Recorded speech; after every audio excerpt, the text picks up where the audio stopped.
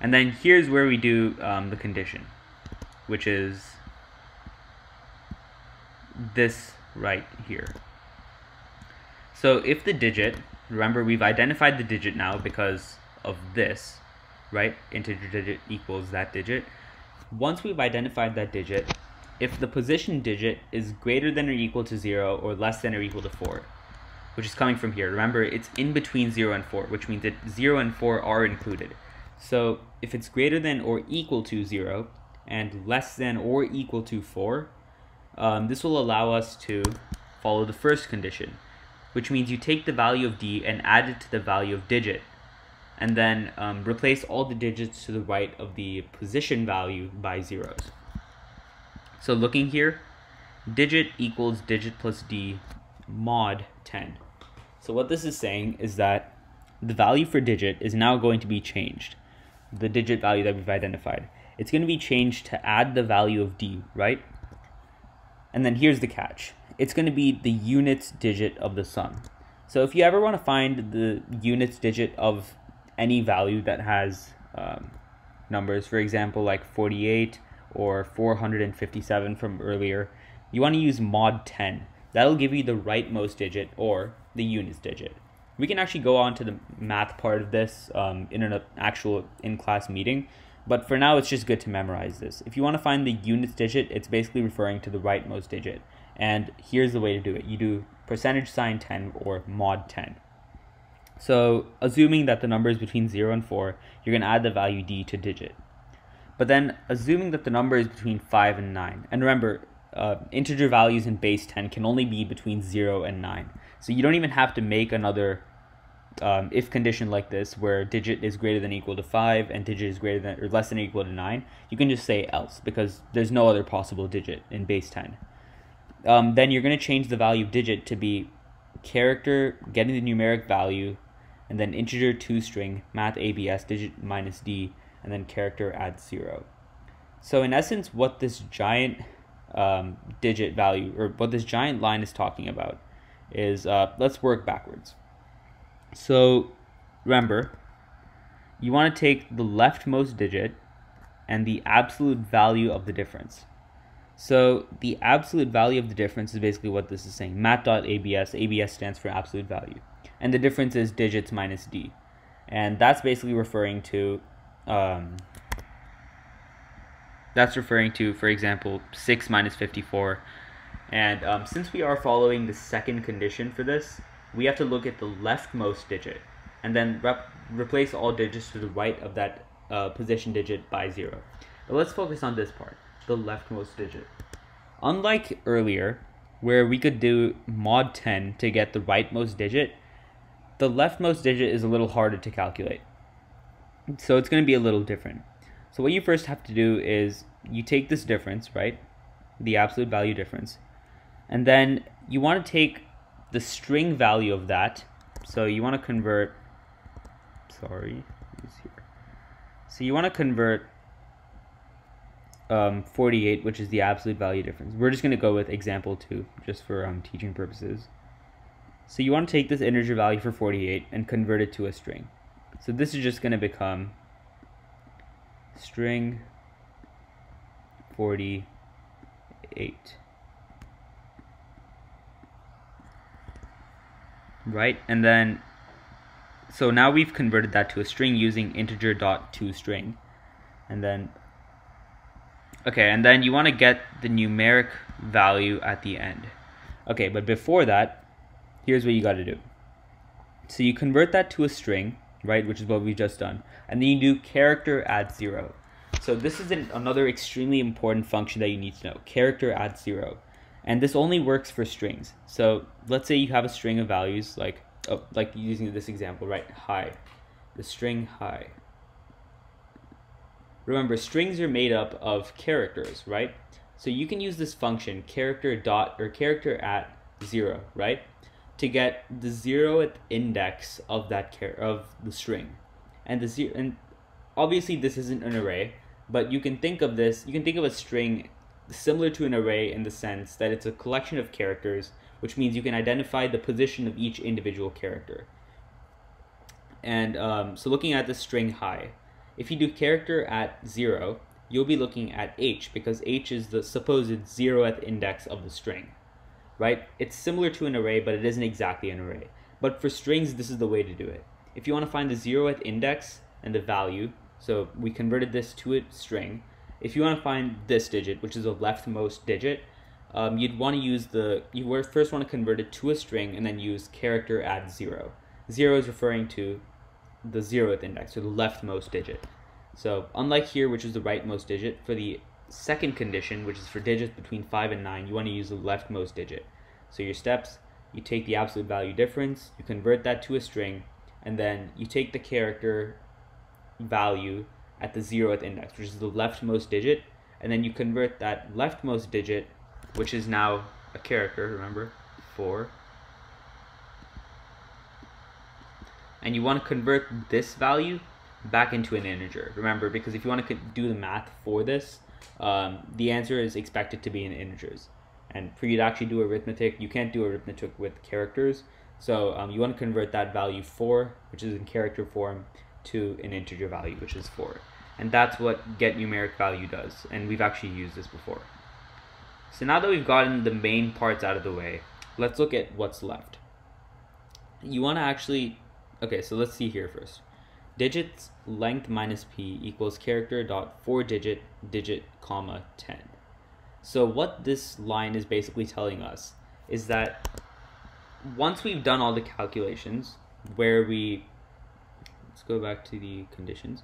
Once we've actually done all the calculations where you're taking the position digit, adding or subtracting d, that's what these lines have essentially done.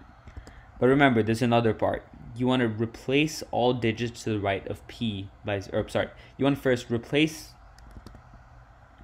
let me just erase that. You want to first replace the position digit by the units digit of the sum.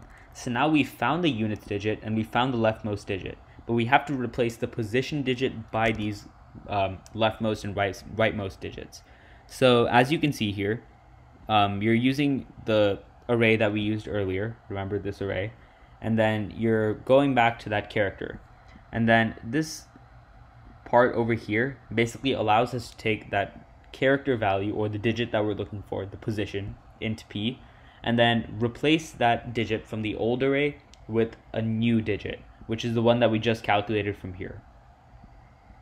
And then your final step, according to the question, is to replace all digits to the right of the p position digit by 0. And that's the same for both of these cases, so you don't need any more if. But basically what this is saying is, we actually covered this in class, where you can actually go through and traverse the entire array using for.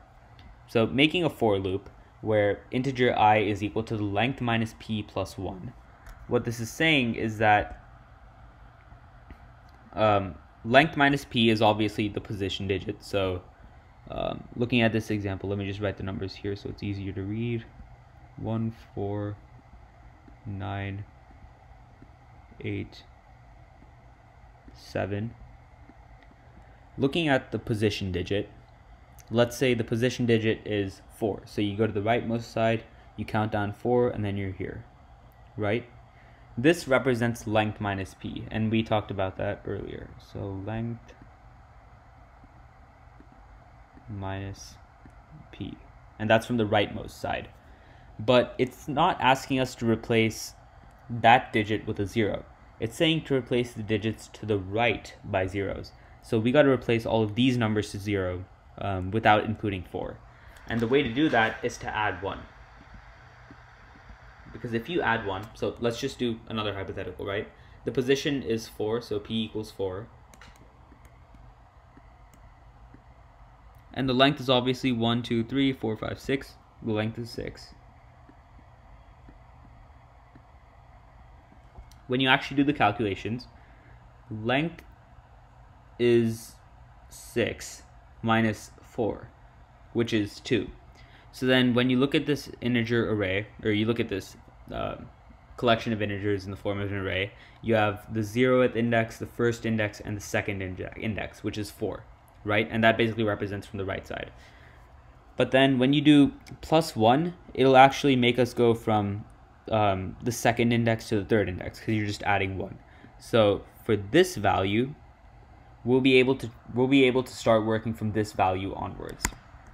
So looking back here, if we set I equal to the immediate rightmost digit to the value of the position, and then that value of I is still less than the length of the string, meaning we're still within the bounds of that array. We're not exceeding or creating an imaginary digit that doesn't exist, or an imaginary position that doesn't exist. We can use I++, which we discussed earlier.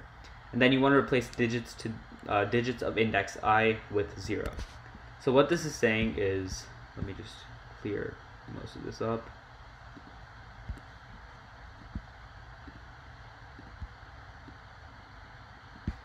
So let's go back to our example, 1, 2, 4, 9, 8, 7. This is your character array, right? So length minus p gives us rightmost digit, and then remember we decided p equals 4, and then the fourth digit from the right is equal to the the third digit from the left, which can be indicated by index equals 2 or 4 here. And then let's follow the steps here, right? So length equals 6, p equals 4,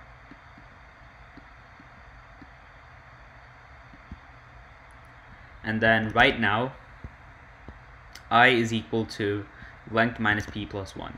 So I equals length minus p, which is 6 minus 4,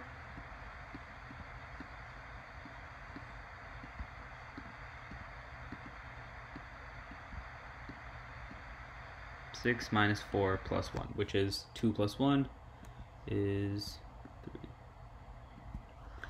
So this is the 0th index. So you go 0, 1, 2, 3. So now we're starting here, right? And then going back here, I equals 3. So you want to replace digits at the third index with a 0. So this is the third index, and then you want to replace that value with a 0. So now you're going to see 1, 2, sorry. Let me just get a small eraser. So you want to replace this 9 with a 0 now. Okay, and then I will be incremented by 1. So you get I++, so I equals 4. So you go 0, 1, 2, 3, 4. So now you take the value of 8 and you replace it with a 0.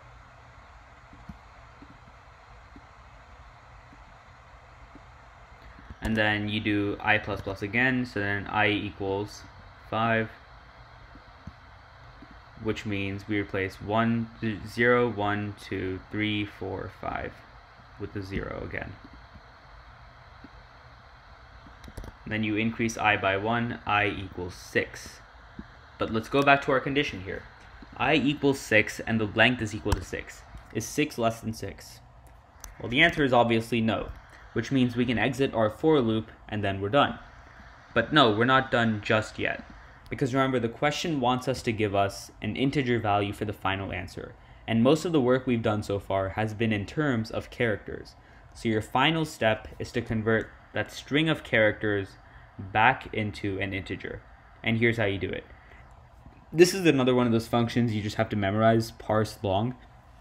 And then that value could give you the integer values for the character string. So with this, we have completed the program, and then when you run it, you should be able to run the correct answer.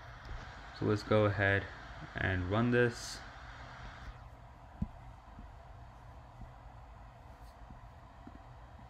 Okay, so let's just use one of them that they gave us. 124987 space 2 space 3. 124987 space 2 space 3. So let's first predict what this output is supposed to be.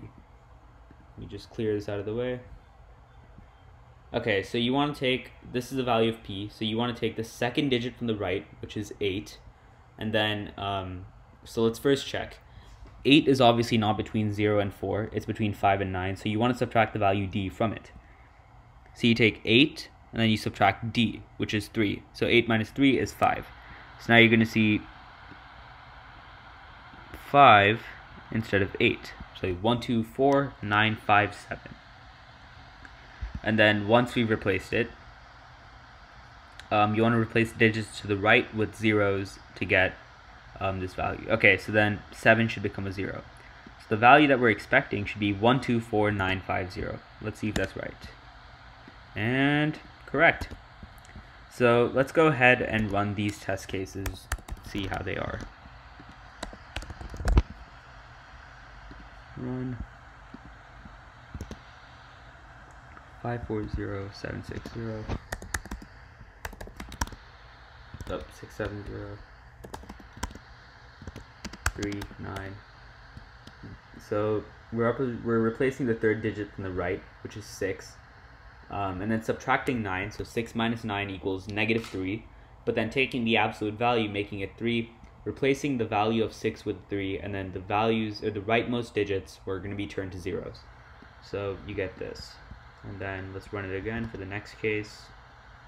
7145042. 28. And if any of you want to check this and verify, I do believe that's correct though. And then I guess we could just do these two. So 124, 124, 97, 2, and then 523. So that's the answer for that. And then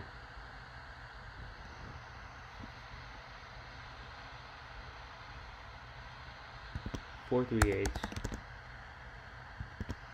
6, 7, 0, 9, 1, 2. And we got the same answer. And here are the answers. I actually checked this prior to make sure if they're right, and they are. So if any of you do want to run your codes with different solutions, these are the answers for you to review. And that officially wraps up our first practice question. So for many of you, this may still be a very tricky concept. And given that we are covering this in a video, it's not expected for you all to get 5 out of 5s on your programming responses. But it should give you a good head start leading into our spring season. So in January, I don't believe we'll be having any meetings because there are pre-comps and other testings happening. But our first set of meetings should be in February, for those that are wondering. All right, thank you for watching.